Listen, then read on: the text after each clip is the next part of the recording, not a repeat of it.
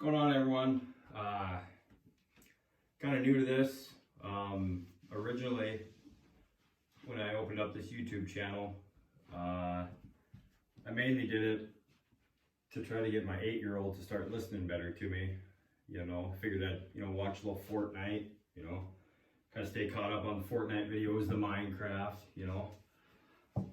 all the important stuff in life nowadays. Anyways, though, so I figured rather than delete it, I might as well do some videos on shed hunting, because I mean, really that's what life's all about. So hunting season ends and you just jump right into the shed hunting. So I do most of mine, actually all of mine, all public land, a lot of river bottoms. I'm from North Dakota, so we have some pretty harsh winters. We generally don't start finding sheds depending on the weather.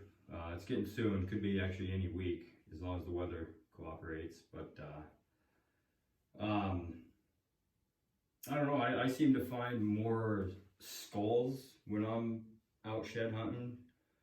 But I mean, I get into the thickest, the nastiest, crawling on my hands and knees.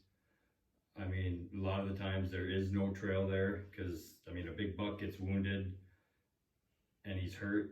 I mean, he's gonna go into the thickest, nastiest stuff that, that you wouldn't suspect. But so yeah, I found this one here last year. This is kind of a interesting buck. Still unsure what happened to this guy here. When I found him, he was laying just like this on the ground, and when I grabbed it, I noticed this antler right here was broke. You can see right there, it's broken off there. I actually glued it back on. And then right here, I mean, generally when they get chewed on, that's what it'll look like. But it's weird how this one lines up.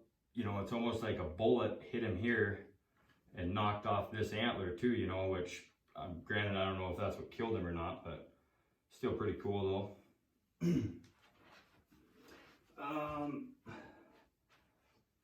Stumbled on this guy last year too. Just a sweet buck. He's got junk all over right here. Nice tines. Partial drop tine. I mean, I think a guy can call that a partial drop tine. Got to get the lighting just right to see it, but it's there. But no, this was definitely a pretty sweet find too. That guy even finds one of them a year, he's in good shape,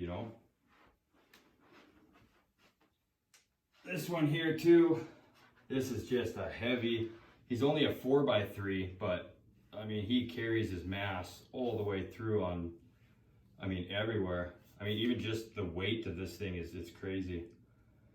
And yeah, he's just a sweet buck though. I mean, this was a mature whitetail. I mean, just heavy. Pretty sweet though. He'll be nice next year though.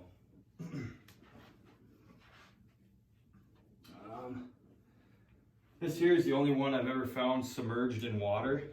And if you look at his horns, they like soak. I did a little research, and it like soaks up the minerals from the water. Kind of turns it that cool color, but pretty sweet though. What else we got here? Then a lot of these here are just sheds that I found last year. This one would have been pretty cool, real heavy. Must have got ran over by a tractor though. I found it on the edge of a stubble field. And these are all last year's. Well, granted, whether they were shed that year, I found them all last year. A couple more. Nothing too crazy. Split brow there. Didn't have much luck finding the sets last year though. It was kind of tough.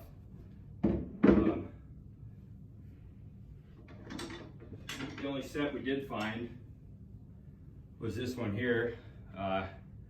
Definitely potential there. He's got deep forks. I don't know if he would have had brown tines or not, but we don't discriminate when we're out there. We pick up every one. Don't matter size, whatever. Shed's a shed, so that was my only set last year, but yeah, should be better this year. All right, buddy, you want? You guys are your mom. Hang on, I gotta help him zoom in on this one, okay? Hi. so they can actually see it.